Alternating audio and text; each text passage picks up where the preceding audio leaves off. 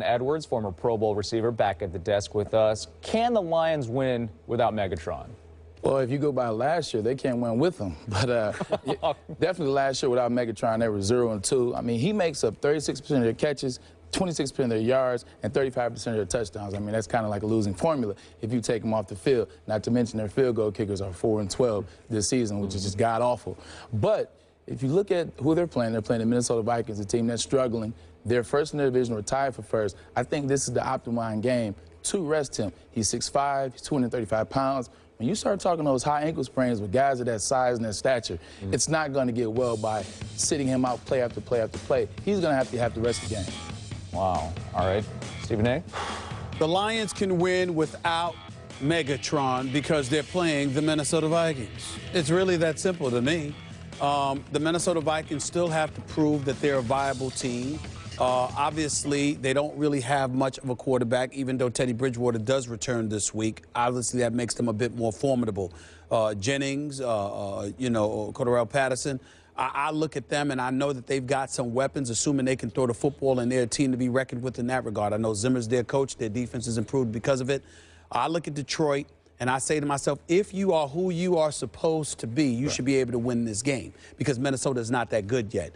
Teddy Bridgewater will be making his second start. I think as the season progresses, he'll improve exponentially. I think as a result of that, they'll improve as a team. I think Zimmer's got potential as a good coach. I actually like Zimmer more than what I'm seeing from Gruden in Washington, obviously. So I do like that.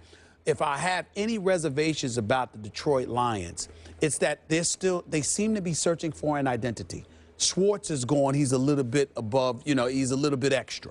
Right. Caldwell is a little bit too mild-mannered. You see what I'm saying? Something needs to be in between. The defense, you heard about Ndamukong Suh, but all you hear about Ndamukong Suh right now is, okay, you don't hear about the viciousness. You don't hear about how tough and rugged their defense is. Instead, what you're hearing now is Ndamukong, is he going to leave the Detroit Lions after this season? Right. Okay? Offensively, you can't seem to run the ball. I mean, I'm looking at them right now. I'm like, who's going to run the ball? Bell's going to run the ball for you. Bush is going to run the ball for you. Both of them are averaging less than 4 yards a carry, which means you've got to put the ball more in the hands of Matt Stafford, who has a problem throwing the football to somebody other than Megatron, even though Golden Tate had 134 receiving yards last week. I'm just looking at it and I'm saying, okay, I'm saying what it's supposed to be. Please don't get me wrong. I don't mean to misconstrue that Minnesota can't beat them. Right. I'm saying it shouldn't even be a question if Detroit is what we prognosticated them to be prior to the season. They seem to be searching for an identity, and as a result, being on the road in Minnesota, they look like they can be had,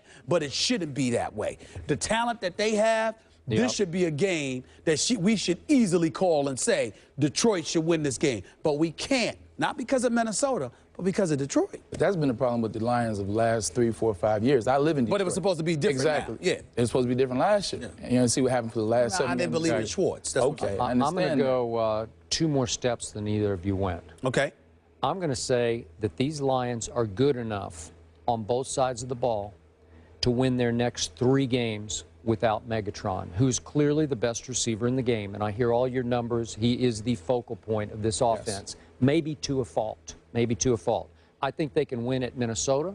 I think they can beat New Orleans at home. And I believe they could go to Atlanta and win that game, followed by a bye. And if Megatron's ankle is as bad as you sort of suspect that it is, he probably needs a month to get completely healthy. So I'm going a whole month of no Calvin Johnson. I think they could win those 3 games and take a week off. And I'll tell you why. That defense has allowed the fewest yards per game in the National Football League. That is true. And Buffalo had to scratch and claw to come back and win that game down 14-0, won at 17-14, thanks in large part to 3 more missed field goals, and you just brought it up. Exactly. They're 4 out of 12 on field goals this year, and I think they just helped remedy that problem. Surely Matt Prater can't be that bad, right? And remember, from 40 to 49 yards, they were 0 for 6. Well, that's going to put you in a bind. And Joyke Bell could not go with the concussion, but I assume he's going to be back this week. Well, you know, he can run the ball a little bit. Definitely can. Reggie Bush was lost during the game with an ankle, and I think he's going to be back this week. Okay. And little Theo Riddick he's okay. He's not bad. He gives it a 3-headed punch here, running the football. And then, you know what? Golden Tate's a tough little receiver. You know him. Yeah, know him well. Yeah, know him very well. And we've had him on the show, and I like him. And is he a feature receiver? He's pretty good. That kid, Eric Ebron, that they drafted should be a stud. Maybe he'll get more balls now. Here's my point about Megatron. No one, is he the most gifted receiver in the history of this league? I would have to go that far, just on size and speed. Okay. No one's been more gifted. I'm still not sold on his intangible leadership qualities. Right. Can he be the man in Detroit to sort of lift the whole team? You know how much I love me some playmaker, Michael Irvin. Right. He was the leader of 3 teams that won Super Well, they're Bowls. two different type of players. Okay, They're two different type of players. Except, but think about it. I mean, Michael's a big physical. He wasn't 6'5". I'm not talking about on the field. Yeah. I'm talking about the leadership aspect of it. That's not All right, what does Calvin Calvin Johnson have wants. that in him? I don't know. Well, to me, that's not the question. To me, that's not the Yeah. question. The question is, to piggyback off of what Skip is saying, is there somebody on Detroit who can be that? And do the Detroit Lions need it? My answer is no Yes. and yes. There is Yes and no. somebody. Every team needs it. Every team needs it. But they don't have it, even with Calvin Johnson healthy. That's why you made those commercials. One of my favorite, what do I keep saying? One of my favorite commercials last year was him with P. Diddy. Right. P. Diddy would handle everything else. I'm Calvin, whatever it was, whatever he was. Yeah. I'm going to be that guy. I'm going to be Calvin. I'm going to handle business. You go and handle your business on the football field. The problem with the Calvin Johnson is he leads by example. He's so great. You got receivers. We have Burson up in here marveling at the greatness of Calvin Johnson. You see his work ethic. Though, right. I'm saying you see his work ethic and what he does. Some people lead by example, but for some teams, Braylon, you can speak to this better than me, for some teams, they need that guy who's verbose and verbal. Like Michael Irvin might have won the Super Bowls and he could play and throw me the ball, I'm going to make the catch. All of that's true.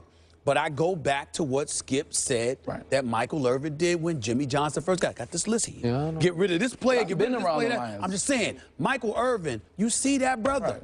You can't, just like Ray Lewis, you see that dude. Is Megatron that dude? No, he is not that dude. Can't the do guy that is that guy for that team is actually hurt right now. That's Stephen Tulloch. Stephen Tulloch is the reason why their defense was doing what they do. He's the quarterback of their defense. He plays well. Okay, so Braylon, last quick question. Can either Matt Stafford or Ndamukong Suh be leaders of this football team? No. Why? Real quick.